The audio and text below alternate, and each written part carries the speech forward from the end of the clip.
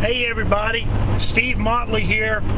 It's the 16th of February 2012 and I'm driving along Highway 6 South. I'm about 25 miles from the junction of Highway 70 and I'll be headed east for a while through Green River, and then on down into Gallup, New Mexico to pick up Highway 40.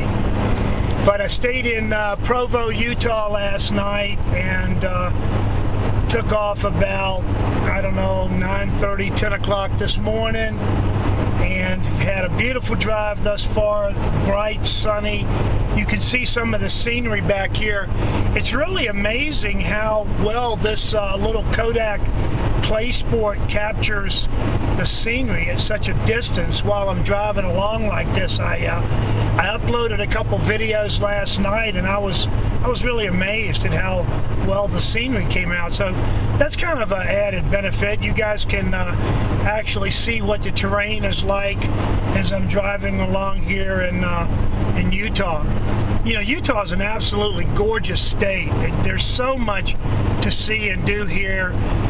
If you guys haven't come out, you really need to do that sometime in the future, especially in the summer. Or if you're a skier, you know, there's some of the best skiing in the world up at Park City and places like that. But anyway, having a good drive today. You know, I always want to try to talk about something relative to Congressman Ron Paul and all this crazy GOP campaigning. And last night I was watching the news and, you know, there's just no mention of Ron Paul. All they talk about is Romney and Santorum and how it looks like Santorum has taken the lead in Michigan, which is Romney's home state. That's where he went, that's where he grew up, that's where he went to high school. I think, you know, Romney's dad was governor of Michigan for a term, I think. And he made a run on the presidency too, but he didn't make it.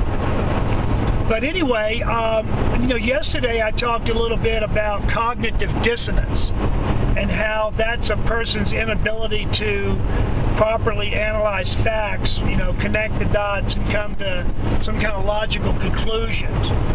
And I was thinking about why is it that so many Americans can still be so deceived about Romney, Santorum, and Gingrich. You know, they're all birds of the same flock. You know, birds of a feather flock together. These guys, they're all of the same ilk. You know, there's very few differences between any of those guys. And the only real difference, the only person who can literally make a change and help us save our country from destruction is Ron Paul. And I got to thinking, you know, okay, we understand cognitive dissonance, but is there something else? And then I remembered this study. I think it was the University of Illinois that did it the first time, but then Harvard, you know, up in Cambridge, Massachusetts, picked up on it, and they did this experiment. And here's the way it went. They put all of these people into an auditorium.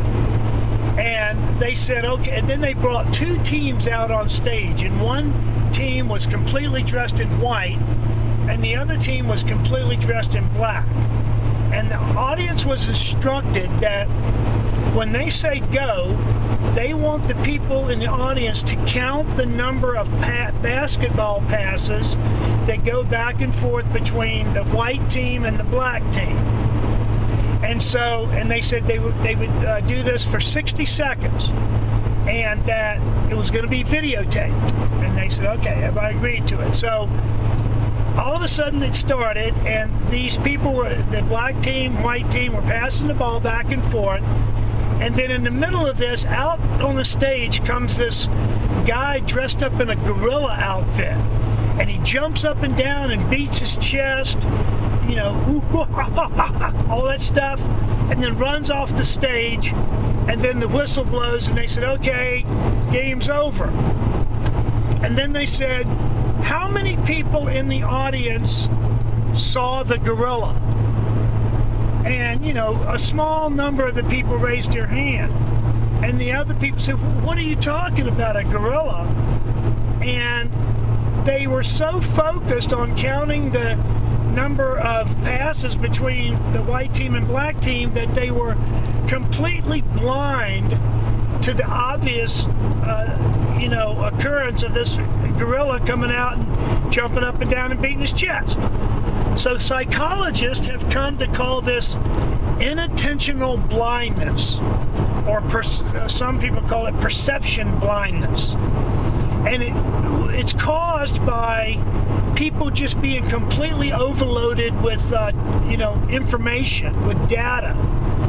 Stimulus overload. You can't process information that's standing right in front of you sometimes because you're so caught up and focusing on something else. Well, that's the situation with Ron Paul.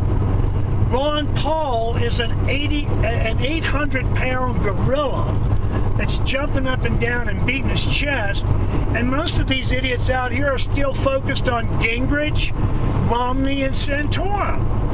Come on, folks, you got to get with the program. You can overcome inattentional blindness. Oh, I'm sorry, Your Honor, I didn't see the nun walking across the road because I was texting or I was on my cell phone. No. The ignorance stops here. It's time to wake up and smell the coffee. Now, folks, everybody can get involved and do something to help the cause. The Ron Paul revolution is a grassroots movement, and it all begins with you. And guess what? You have a voice. You have YouTube, baby.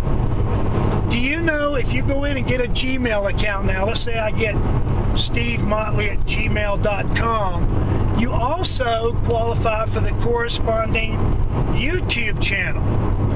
That's why my YouTube channel here is Veterans for Ron Paul. And that's my email, veteransforronpaul@gmail.com. So if anybody wants to email me, there you go. I check it once in a blue moon. I just don't become a slave to the internet. I like to freewheel and get out here on the road and do what I'm doing now. And now that I've got my little Kodak place board, I can make some videos and share some information, and hopefully you guys will pass these videos around and everybody will join in and we'll get Ron Paul into the White House, huh? What do you say? Let's make this thing happen. All right, well, you guys take care, and I'll get up with you again in a little bit. All right.